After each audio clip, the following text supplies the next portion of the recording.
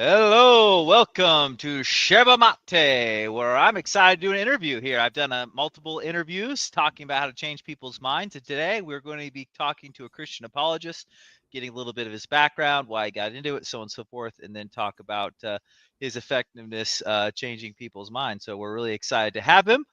Starting out, we have a new member, Emma. Great to have you being a member. I think it's super great that we got someone with that particular username on the day that we have the pastor interviewing the Christian apologist. So what timing, right?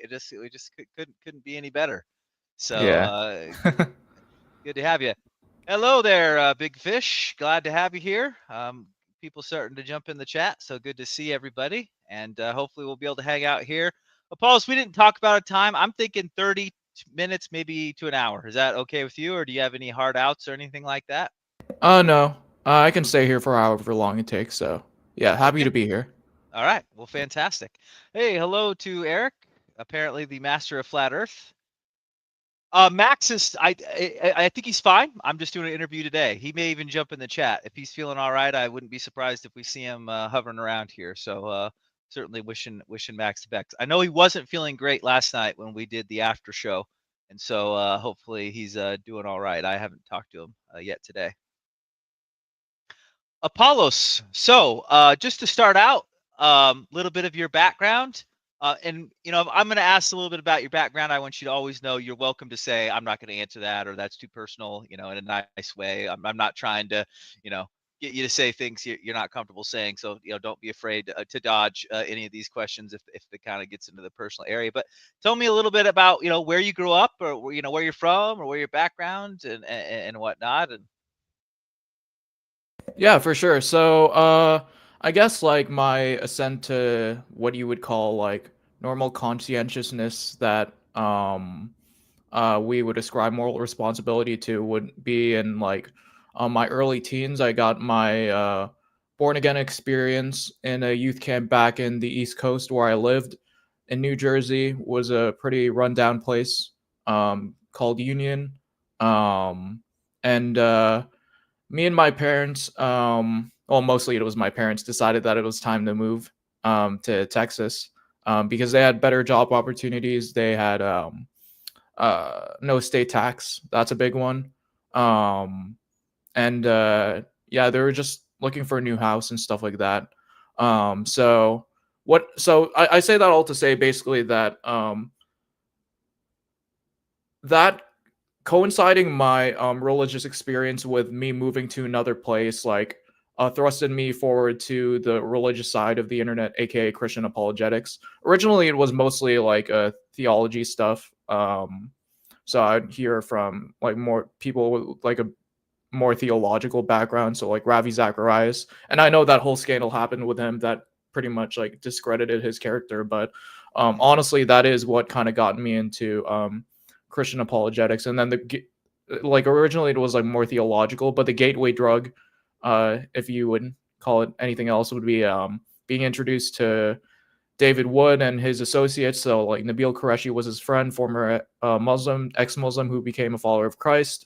And he was taught personally or had personal connections with New Testament scholars, Dr. Michael Kona and Dr. Gary Habermas. So um, yeah, so that's go kind of how I, yeah. Yeah, before we get too far along that road, tell me more about your religious experience. You were a teenager, Christian family. Were your parents Christians as well? Did you happen to have a friend that took you to this camp, or how did that come about?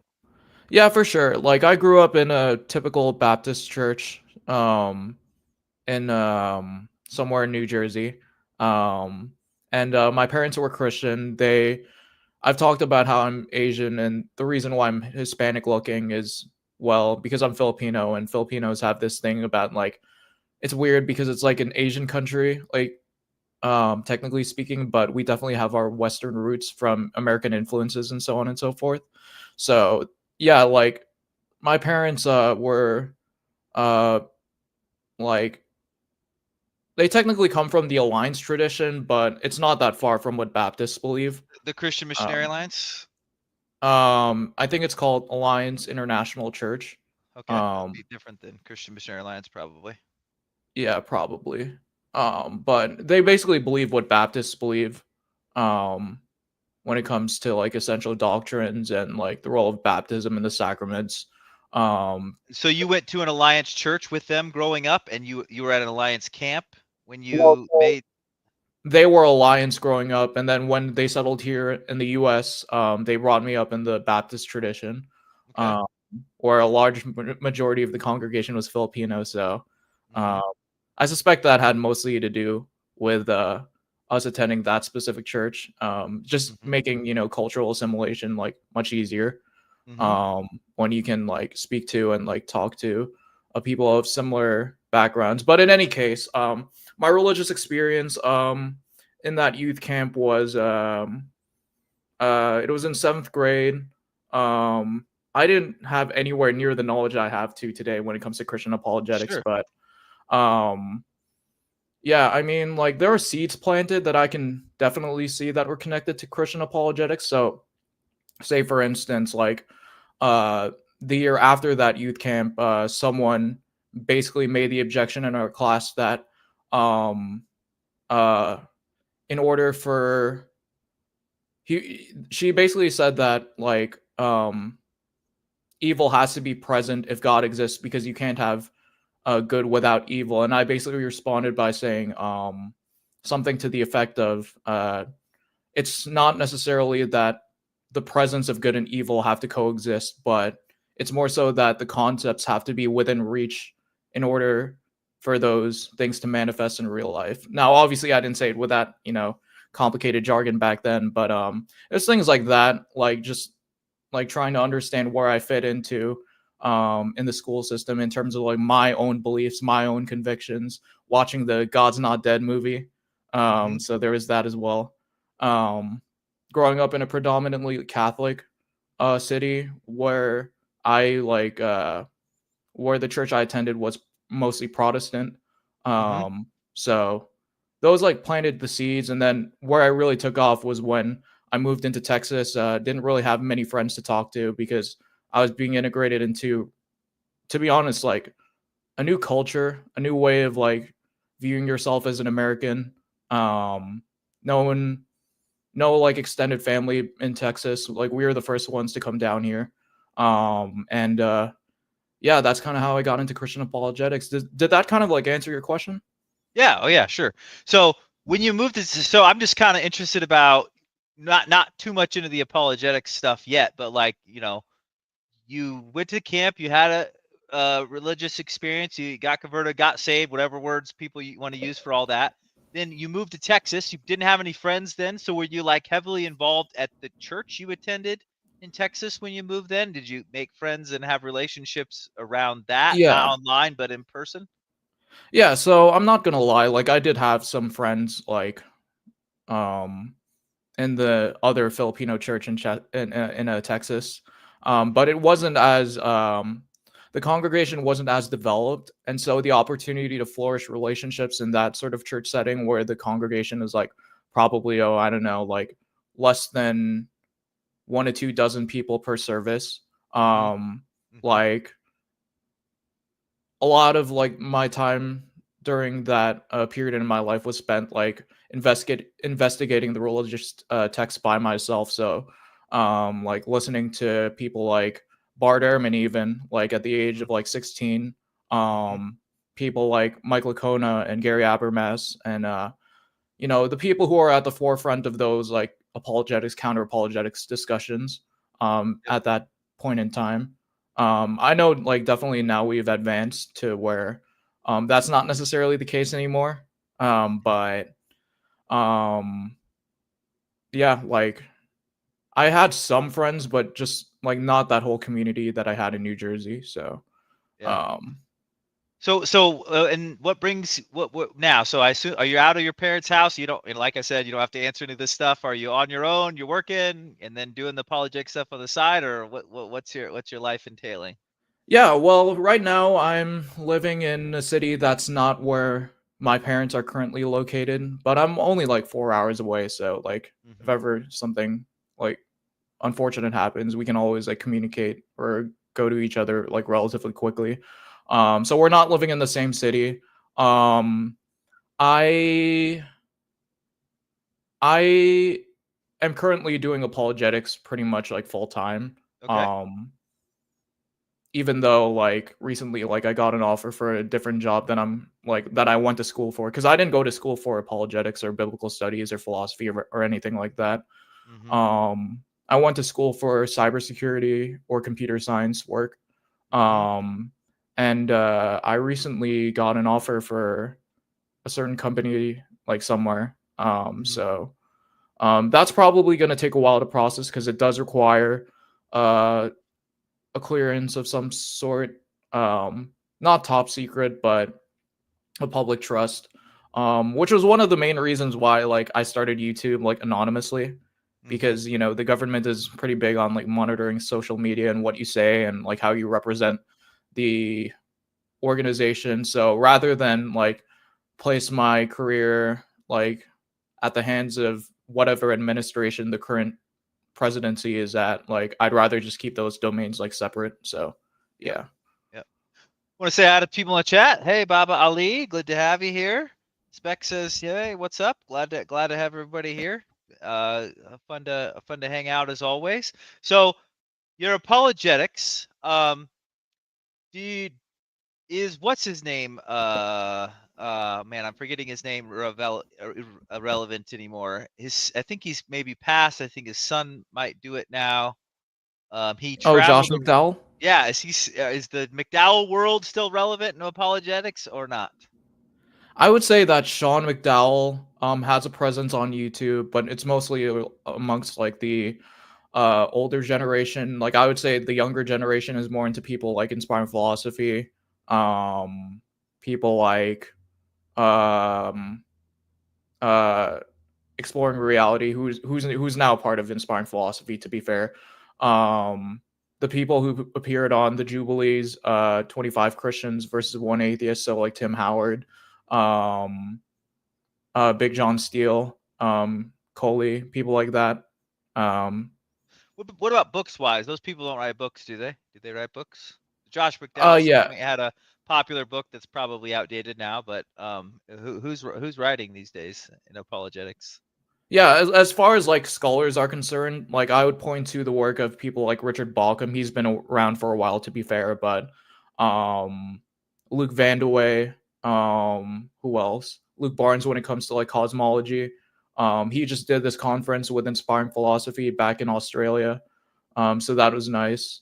Um, who else? Well, that's probably good enough. Our audience isn't going to know who any of these people. I don't know some of them, so they're certainly not. I just wanted to kind of get a sense of where you're at. But something I wanted to kind of dive in a little bit deeper with you is, so you've been doing apologetics online. How long have you been not just consuming, but actually trying to convince people with apologetics? How long have you been doing that?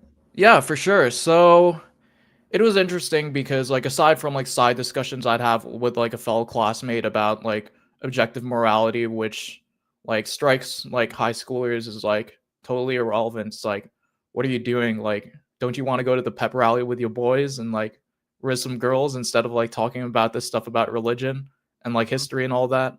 But it was without giving away too many details, there was an organization at my school who that did like Christian apologetics, and I found out there was This was one a there's high school or high school or college? yeah, this was college. I was on my way to college with the Okay, and this intent is of a like like a public school then, and they just had this side group that was into Christian apologetics, or yeah, okay, yeah, exactly. yeah.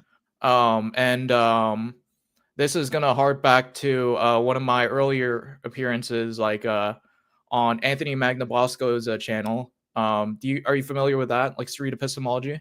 Uh-uh. Okay. He'll basically go to, without giving away too many details up front, to the school um that he like films his videos at and like ask about questions pertaining to your most deeply held beliefs, and he'll just ask questions about why and like what are your reasons for coming to that conclusion. Um a lot of it was mostly on like the Christian claims, but he also did the same thing for vegans, politics. Sure. So how does Um, this relate to you? Did you follow? You went to the school he was at, or yeah, I was going to the school that he would typically film at, and it wasn't because like I wanted to like do um it's not I didn't go to that school because I wanted to meet him, but mostly because of their cybersecurity program. hmm But in any case, I met him um like while I was just walking away from class. And then I remember my friends were like saying, "Oh yeah, that's him, that's him." And then we had our discussion, and way back when it was I think it reached like 80,000 views. But then he unlisted it later on. Um, but yeah, that's kind of how like my online presence took off. By engaging with Anthony Magdabosco. So and so just to make clear, this is a Christian guy, or this is just a not Christian guy who just interviews people. yeah, he's a not Christian guy who interviews people. Okay, but not he's not combative. He just asks questions, or do you feel like he is combative in the way he asks questions, or Yeah, I don't think he's combative. I think that even though his whole street epistemology thing is gauged towards people like refining their beliefs, and he does like proclaim himself as an agnostic atheist, um even though he hangs out with like the secular student alliance, even though like um he has connections with the atheist experience, who Matt Dillahunty hosts, um who Matt Dillahunty used to be on. I think that ultimately people are going to come with their own like worldview and their own presuppositions into the conversation, and their own like purposes for asking questions. And I wouldn't necessarily call that like biased, or yeah. so biased to the point where he's engaging in like bad faith, but um I'm just curious. I mean, because he could be combative, right? He could be going on there trying to start a war. There's plenty of YouTube channels that are like they're yeah. trying to create craziness. But you're saying he was more questions asking in his approach than wartime. We got a comment here from the Bryant family. I converted from evangelical Protestant Catholicism to the Catholic Catholicism apologetics.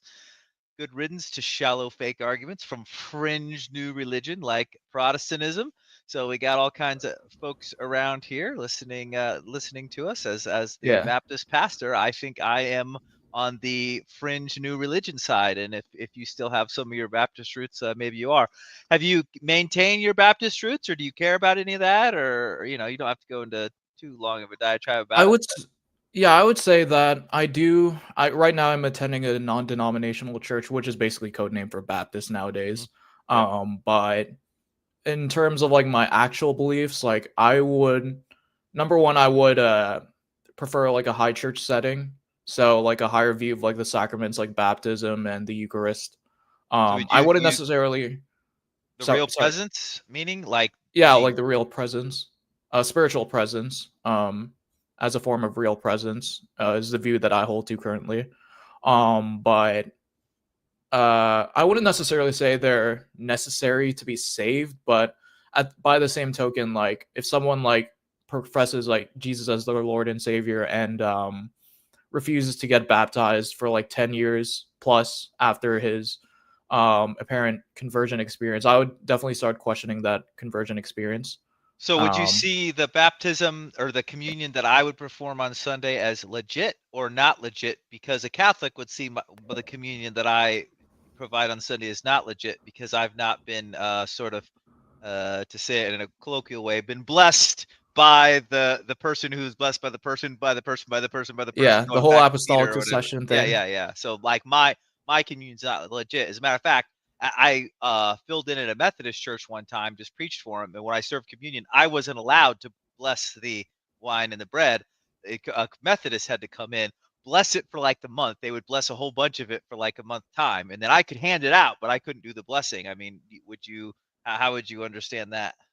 Yeah, for sure. Like, let me say up front that like I'm not a big church history guy. I think there's a lot of things that I have to consider before like I start engaging with interdenominational like apologetics. But as far as like the validity of the communion, like so far, because like I am coming from like Baptist roots, even though like I favor towards something like Lutheranism, I would see it as valid personally. Um, Now, of course, like there are some considerations that you have to take into, like the person who is issuing communion has to be a believer of some sort, a leader of some sort within the church.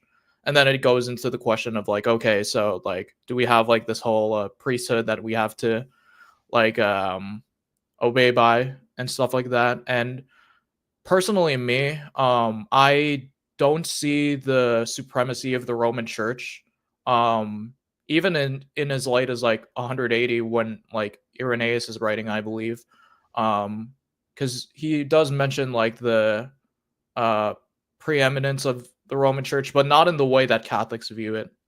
As far as I can tell, he's just saying that the Roman Church is a good example of a church with apostolic succession or apostolic roots.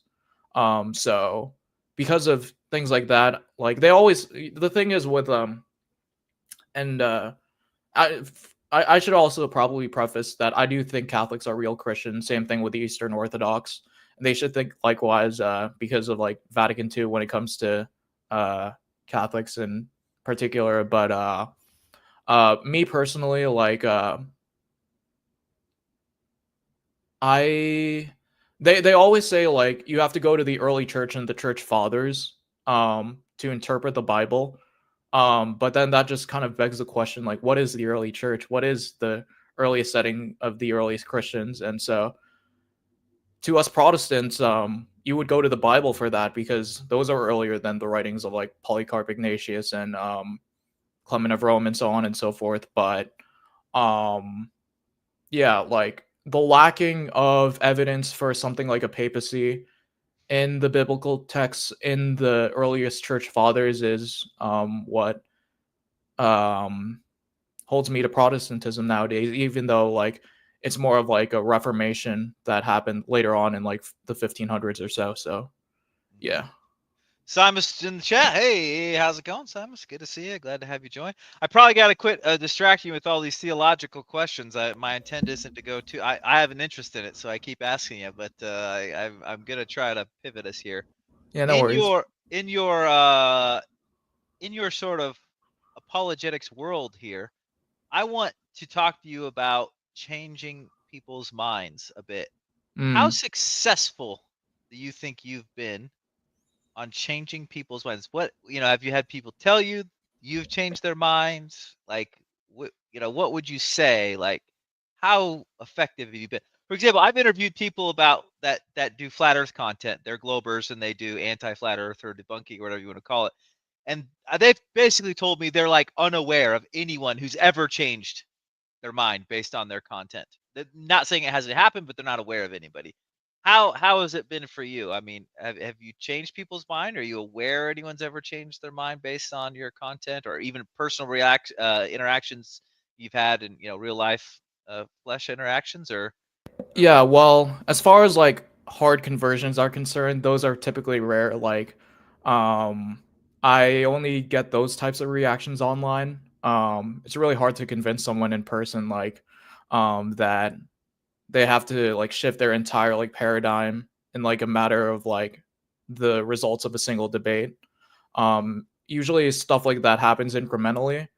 Um, so like maybe I can think of like one or two times that someone has told me online that you converted me to Christianity or something along those lines. Mm-hmm. Um, One of them happening to be the comments in the latest debate I was at, as a matter of fact. But by the same token, that's just like a YouTube comment, right? Right. Could be So anything. Right. Yeah. yeah, Yeah. Could be a Christian trying to give you extra street cred by claiming that you yeah, converted them. They're half trolling when they say it, kind of a thing. Who knows, right? yeah, for sure. Yep. Um, but I would say that when it comes to dialogues like these, like the goal shouldn't be necessarily to change someone's mind like entirely. I think that we can aim for more incremental steps as far as like changing people's minds, which I have been a lot more successful at. So I'll give you like two examples. One of them has to do with my sort of like local church setting, and I was talking to this uh girl at our young adults who was a theology student at a nearby school, and she had this view that um that women shouldn't be ordained. And I that was around the same time that I was like showing like not just her but a lot of people like arguments why you can make the case that women can and should have high roles of leadership within the church. So like Romans 16 is like a big one. You have uh what's her name? Chief of the Apostles. And then you also have Phoebe, who is a deacon. Even though some translators like to say it's like a generic servant, but that just like um that's like a very poor way of like interpreting the text, in my opinion. Junia was the chief of the apostles, that's right. Who would rival the ranks of like Peter and like Paul and James, the brother of Jesus. So and I I'm sure she did her own research, but I would say that like my role in having those conversations with her like kind of influenced her to like look towards like the more um the less right leaning side when it comes to like women ordination. And so like to this day like she'll I hear stories from like my friend saying that she's like trying to convince other people why women should have like those high leadership roles. So Hmm. like I wouldn't say like I was the direct cause of that, but I definitely influenced her to like um dig into like the actual arguments for women in leadership a little bit more. Hmm. Um, and then the second example I can think of was when I was tabling for the Christian Apologetics organization at my school. Um, and basically, like I was trying to explain the critiques of Hume's abject failure to like a staunch atheist. And by the end of that conversation, he didn't necessarily like confess Jesus Christ as God and his Lord and all that, but what he did concede is he didn't know how to he didn't know how he could just say miracles are impossible. Or sorry, let me actually set some context, but um basically he I was trying to explain that pointing to the improbability of miracles is no different than pointing to the improbability of something that hasn't happened before but would be logically entailed by our theoretical commitments. So say for example like the extinction of, let's just say, uh polar bears, for example. It has never happened before. But under strict frequentist interpretation, we would have to say the probability of that happening is zero, because it hasn't happened before. And this would be the same critique that many staunch atheists, and not every atheist is staunch, but some of them are, would launch against Christianity, that Jesus can't rise from the dead because no no dead person has resurrected before. Not only is it question begging, but it's a typical reference class fallacy when it comes to statistics, because you're basically asking the wrong question, is what it amounts to.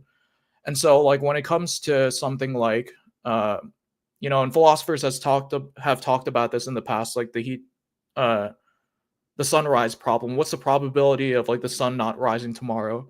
A very poor like interpretation of that question would be, oh, the sun has always risen and it has never failed to rise, therefore it will rise like infinitesimally for all time. But the right questions we should be asking are with the right statistical reference class. So things like, given what we know about celestial orbit, the age of stars, gravitational pull, what is the probability that our sun will go into supernova and explode in the very far distant future?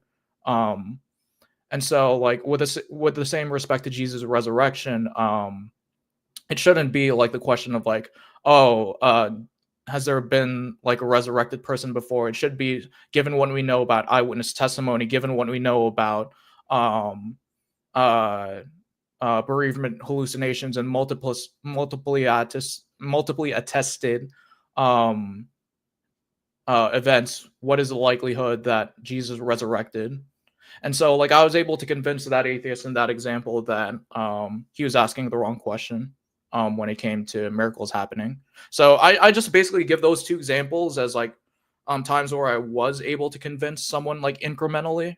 Mm-hmm. Save for like a couple comments I see on YouTube saying that I converted someone to Sure. Christianity. Sure. But Sure. Yeah. yeah, I think the lesson from that would be, when it comes to these conversations, the goal doesn't necessarily have to be like changing someone's mind like categorically all the way to the other side. We can, like, come together, come let us reason together and better our arguments, whether it be for or against a particular proposition. And yeah, we can come out from that conversation even better, even though we didn't end up changing anyone's minds like entirely to another worldview.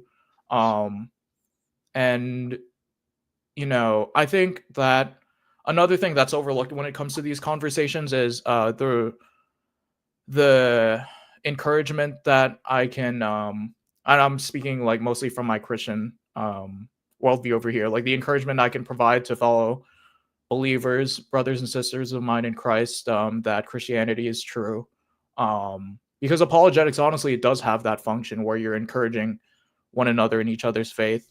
Um, so even though it's not necessarily like changing your mind to a whole new worldview, um, it is like better giving an account for what you believe and why you believe and whatnot. So Hmm. um, yeah. Okay. Well, I've got a little bit of my own theory that I stole from somebody that is not originally my idea at all. I read a book about it of whose author of which I cannot remember anymore, and I'll summarize it in probably a poor way, in my own way. But I've become more convinced that I'm not super sure us as humans change our mind based on logical arguments that often. I think we Mm, all think that we are all super logical and we're just making the most logical thing possible.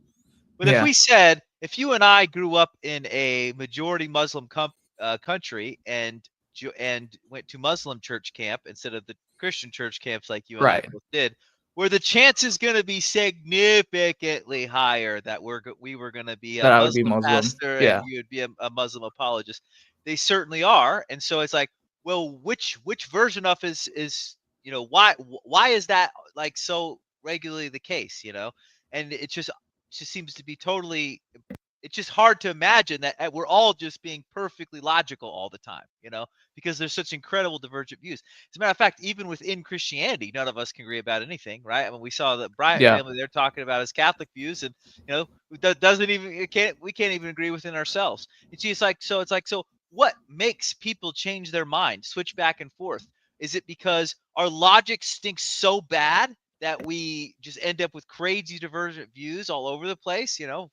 Islam, Jainism, Christianity, flavors of Christianity, whatever? Or is it because our decision making is actually driven way more by emotional, social factors than we are ever willing to admit to? So I am going to argue, and I'll let you respond here in a second. Sorry about monologuing so long here, but I would sort of argue we often are just affected by these emotional things. So that's why when someone like Greg and you and him debate, um, maybe Greg doesn't care about convincing anybody, but in my opinion, the emotional vibes he puts off in that are never going to be convincing anybody of anything. He doesn't feel like a safe person. He doesn't feel like he's someone that you would even be you want to know. As far as I know, he's a really nice guy. I like personally people that know him. I think, as far as I know, he's very very nice. But at least in that debate, that's not the feeling you get, right? And so I sometimes, that's why I kind of have this theory that I think changing people's mind is less about I've got the best apologetical arguments, and there's a lot of emotional aspects to it that we are sort of unwilling to admit to ourselves that are really changing our minds.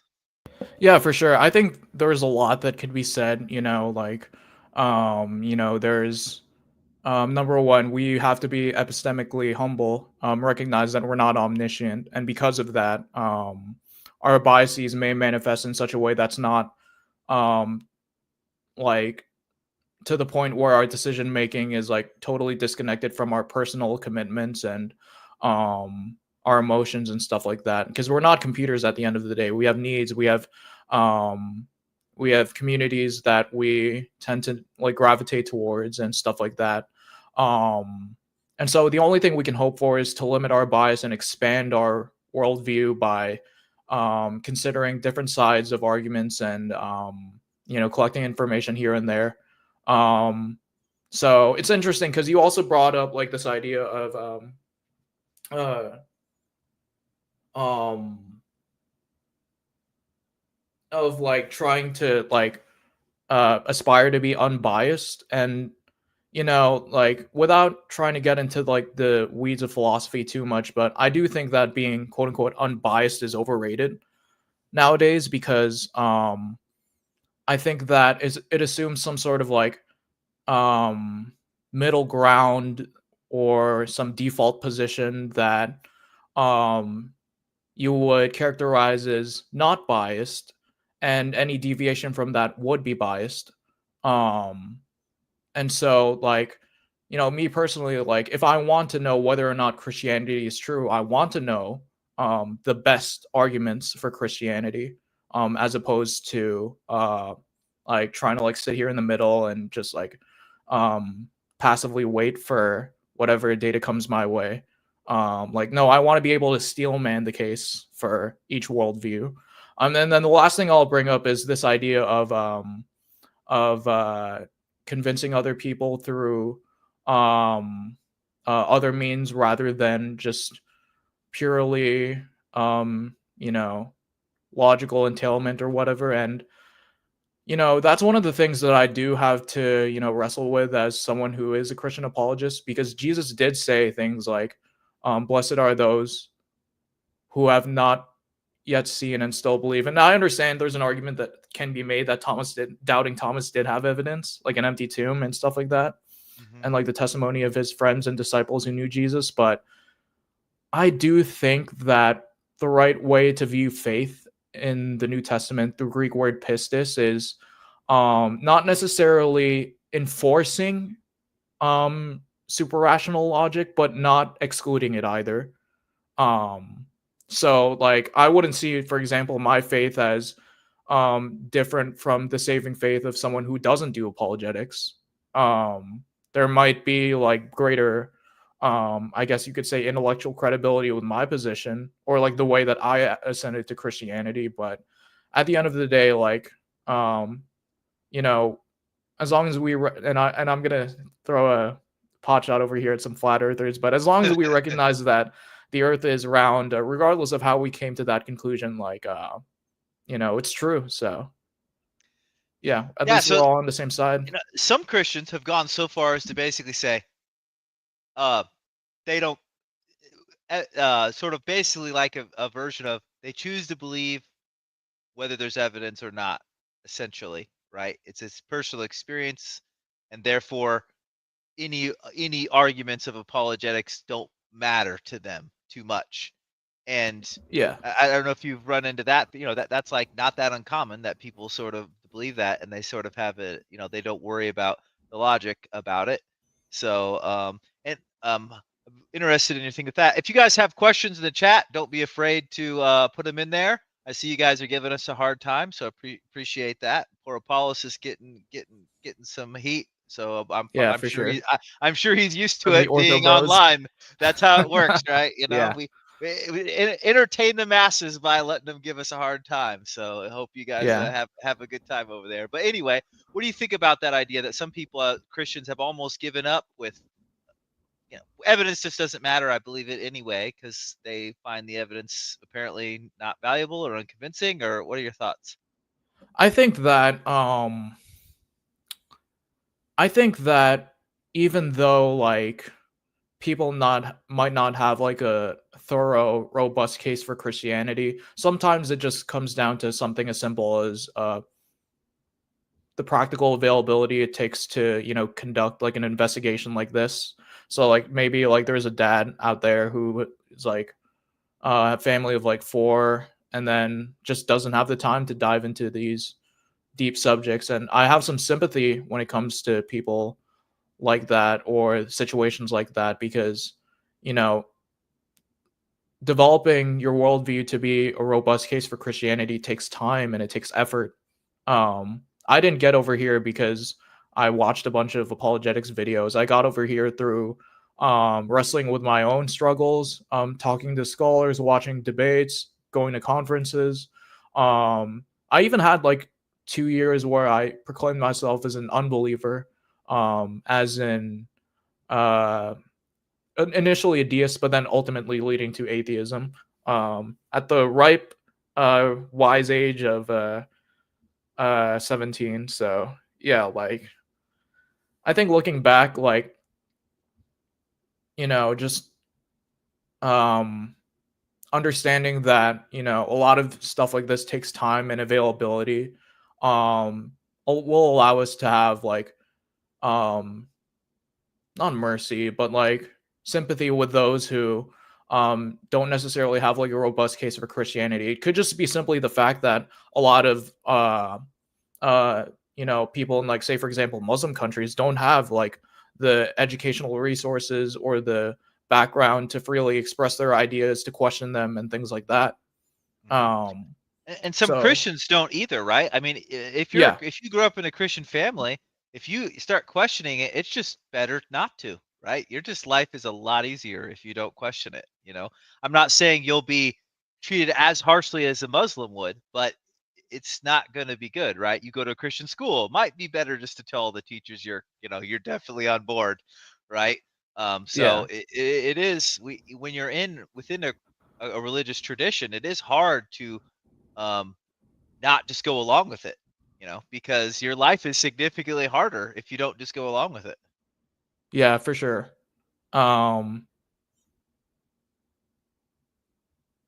Yeah, that kind of reminds me of the time when, like, I would still, like, participate in, like, Christian funerals back when, excuse me, when I was an unbeliever, and I didn't exactly make it, like, my, uh, public identity that I was no longer a believer to many people, only just a close trusted few, including my pastor at that time, but, it just goes to show that, there are a lot of practical considerations when it comes to, starting off an investigation like this. So Hmm. yeah, Yeah, it's a lot of factors. And then another thing that kind of always bothers me is like I at some point, I kind of know a lot about Christianity, and maybe I could, I've read the Quran once, but like, am I really gonna learn a lot about Jainism? And there's some Jainism scholar yeah, out there that's like, you haven't even considered our view, and it's kind of like, yeah, you're kind of right. I haven't even considered it, and seems like it's completely impractical for me to actually consider every religion. yeah, for sure. Like, I even have like my own personal preferences when it comes to, um, you know, religions I would argue or debate or consider. Like, the consequences for not being a Buddhist are like almost like non-existent. So like, why bother investigating that? You know what I mean? So There you go. If I'm yeah, wrong, if Buddhism is right, I'm good to go anyway. Yeah, that's interesting. yeah. Yeah. A question from the chat. Jacob Latter Day Saint, have you read the Book of Mormon? I have. I personally don't think I've read the Book of Mormon through. Have you read the whole Book of Mormon all the way through? Not the whole way through. I just like investigated the main claims, like, so the inspiration of the golden tablets, which the Book of Mormon was apparently translated from. Like, I've done some investigation into that. But I haven't like read it cover to cover. Like, a lot of it doesn't necessarily have to do with the truthfulness of Mormonism from the ground up. A lot of it is like a lot of theological statements, and that's equally as true for the Bible, right? Like, a lot of like these epistles aren't trying to make a positive case for Christianity. There's just like letters being written to um other churches around that time and period. So Mhm. um yeah, for that reason I haven't read it cover to cover, because I mean, unless someone gives me an argument from those texts, like, uh, not really. Yeah, I mean, Um, how much do you have to go into any one religion to reject it? It's like, how much would I say you'd need to read of the Bible before I think you're legit to say yes or no? I'm like, do you really need to have read Deuteronomy, to really, decide? I mean, I mean, Right. probably not, right? Yeah. So Uh-oh. I don't. I think you could. I would be okay with rejecting Christianity even if you haven't read Deuteronomy. Looks like we have maybe a follow-up question. What investigation did you do on the plates and the witnesses? We'll Um, continue on with that same theme there. yeah, so I have like a couple slides in my PowerPoint presentation that talk about things like these.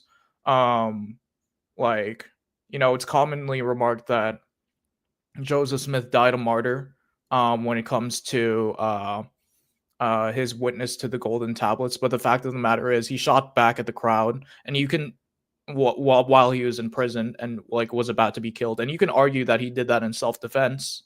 But that just defeats the whole purpose of trying to claim him as a martyr, because trying to claim him as a martyr, you want to argue for the sincerity that he was willing to go to his death, to his grave with that belief. But that doesn't really seem to be the case. There is a total um, uh, unwillingness to die on his part when it comes to something like that. So, Yeah, yeah. my personal foray into that is we like I haven't looked at it in a while. I can't remember the details of my when I looked into the Latter Day Saint stuff, which is seems like you can't know everything. You know what I mean? You just can't know it all, which is kind of an interesting aspect.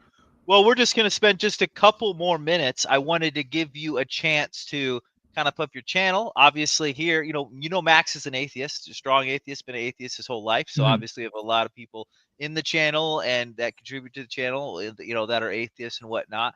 But did want to give you, we have some Christians in the chat, looks like some Catholics, some different views. But I wanted to give you a chance to talk about the kind of content that you're making as you're trying to convince people. So maybe we should define this at the beginning, but apologetics is basically arguing for the faith, arguing for Christianity that it's true. So that's kind of what apologetics is. And Apollos is a character in the Bible, and so I'm assuming that's where you get the name That's from. right. Apollos is a character in the Bible.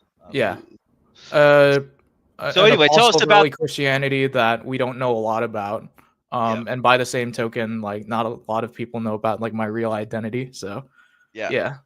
So Um, tell us about the content you produce, what you're trying to do. You say you do this, I don't know, full time, or at least this is kind of the primary thing you're doing now, unless you decide to take that job or whatever you want to do. But tell us the kind of content you're making now and what you kind of envision for your yeah, for stuff. sure. So I post apologetics videos on my channel, Apollos Christian Apologetics, where we dive into several topics at the forefront of apologetics research. Recently, I posted a video arguing from recursive perspective social inferences that the logical entailment of a resurrection would be specifically a Christian God. And like it's not just like me coming up with like a bunch of words. Like I've talked to like people who are at the forefront of apologetics research, and they're saying like, dude, this is the future of apologetics.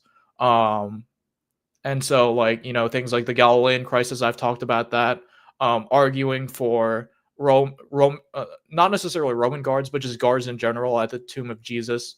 Um, and then I'm trying to put out this video right now that should come out within a week, like less than, I'd probably guess it'll be out by like 1 or 2 days from now, but it deals with like the faultiness of the public education institution, and how a lot of like these DI policies can be a forefront for like left leaning agenda policies to um, make scholarship bias and stuff like that. But be on the lookout for that. After that, I plan to do a new a novel way of approaching messianic prophecy that relies less on exegeting the text, but like how that text was interpreted within Jesus's time and setting. So just to like give a taste of what that'll look like, it may be the case that Psalm 110, in its original context, did not refer to a Messiah, but the way that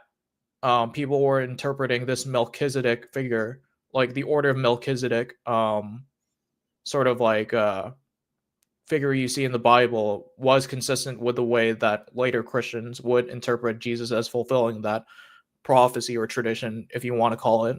So even though it's not exegetical, the interpretation predates Christianity, and there was a there was um, a remnant of Jews who could interpret that text correctly. So that's kind of like the view that I'm taking, like that whole novel way to approach messianic prophecy. And then after that, like I'm thinking of doing maybe like a cumulative case for free will, because I was actually rewatching um the conversation you guys had on free will on the after show for me. So Hmm. that's an interesting like research opportunity that I can look into as well. Even though I'm not necessarily like a science guy, like it'll definitely be fun, you know. Sure. And that's the thing when it comes to topics like these, is like never be afraid to learn and like dive into these topics as deep as you can go, because you'll be surprised what you find at the bottom. So Yep. Well, Leo says he'd love to see the argument, so I think you'll at least be getting some hate watching from old Leo. So that'll be great. I'm sure he'll yeah, for be he'll sure. be I'm thrilled sure he'll be thrilled to watch it and be upset. I don't know if you know Leo. Leo, I'm sorry if I'm misrepresenting you. I believe Leo was Catholic, maybe, or some kind of Christian growing up, and then and now he's a strong atheist, or outspoken atheist. He's definitely an atheist. So anyway, he appears on the channel sometimes. I don't know if you've ever seen him, but he's certainly Yeah, a friend of the channel. I think he was the dude with glasses, who was like on this side, when we had our after show for me, like on the screen wise. So yeah, like I'll definitely like try to run by some of the stuff from him. Sure, it says I don't hate this guy. I also don't hate watch. But yes, I was Catholic. I'm now a naturalist, so I at least got part of that right. Right. Anyway. You know what video I would love you to do, and we'll kind of end with this conversation. Let's see more questions in the chat here. Um, I would like you to do this if you want to. If you're like, hey, I have time, I'm making a lot of videos, I'm looking for another subject to do. I would be interested if you did, and I would do a review of it sometime. The question of like how Christianity changes regarding morals. Gotcha. So like, I guess like the video would be like the fluidity of Yes, uh fluidity is a great way to describe Christian morals. How fluid has it been? How much has it changed? Denominations don't agree on what's moral and immoral. Have denominations within themselves agreed and disagreed, right? The American right. Baptists split with the Southern Baptists over slavery, women pastors, homosexuality, slavery. It'd be interesting to see what your thoughts on that. I think that'd be an interesting thing for you. You don't have to do it. I'm just saying, if you did it, I would watch it. Maybe even do a review on the channel of it. I think that'd be kind of fun to do Okay, um, bet. I'll definitely someday. keep that in mind. Yeah. Got a super chat. Thank you so much. $5. Tim Davidson. I presuppose the necessary God eater. It ate all of the necessary creator gods and then starved. I hope you understood that better It than was a me. joke But yeah, regarding uh uh presuppositional apologetics. Is that what this is referencing, or am I misunderstanding? yeah, I think so. Um I was originally thinking about it like some sort of like ontological argument from like necessary beings, but I think you're right when it comes to like the joke that he was referencing, like presuppositional apologetics. So Well, yeah. Tim, if you want to put more clarification in the chat, don't be afraid to. Leo does ask, please tell me Apollos doesn't think that you can't have morality without God. Would you like to address? Is there such thing as morality without Yeah, God? I think you can have morality without God, in the sense that there can be moral atheists. I even have like this take that you can even ascribe to a moral or ethical foundation that isn't explained by God, even though I would say that wouldn't be the best explanation for even something like subjective morality. But yeah, I mean, my whole thing with the moral argument is less about, oh, you can't have morals without God. It's more so like, what would we know what the morals are, without some sort of omniscient being, sort of like guiding us in that process. Which is why So the fluidity video will be so interesting on how yeah, for well we sure. actually know what those morals are. So I'd love to. I've thought about writing a book about it. Actually, maybe just like an online short, not crazy long, but I've thought about doing that. I think that might be fun. Yeah. Dr. J, where's your mate? Where's Max? If that's who you're referencing, yeah, as far as I know, he's doing all right. I know he wasn't feeling great yesterday, which is why I did the after show. But I'm sure you'll see lots more of Max than me. Max is a prolific streamer, as you guys know, so you'll be seeing him. I don't know that there's anything necessarily wrong. It's just I'm doing an interview today. Well, that is what I had for you today. Appreciate you coming on, Apollos, and chatting. I'm always curious on people, changing mind. You and I got maybe a little more into some theology stuff than I probably should have. But anyway, I enjoyed it because I find it interesting. So good to have you with us today. Yeah, for sure. Thanks for Thanks. having me. Yeah, absolutely. Thanks for chat to being here. If I was Max, I would be saying something like, "Run to the corner and yell to everybody, subscribe to Sherba Mate." But I don't think I can steal that thunder from Max. So if you did join us today, like, subscribe, all those things. Great to talk to you, Apollos. And I'll be doing more interviews with other people. Kind of this idea of changing a mind. I might do with one with PhD Tony coming up. I got to talk to him, see if he might be interested and how well he's ever done with changing any flat earthers' minds on the shape of the earth and whatnot. So I find it all very interesting. But thank you, Pauls. Thank you, everyone, for joining. And we'll see you on our next installment here at Sherba Mate.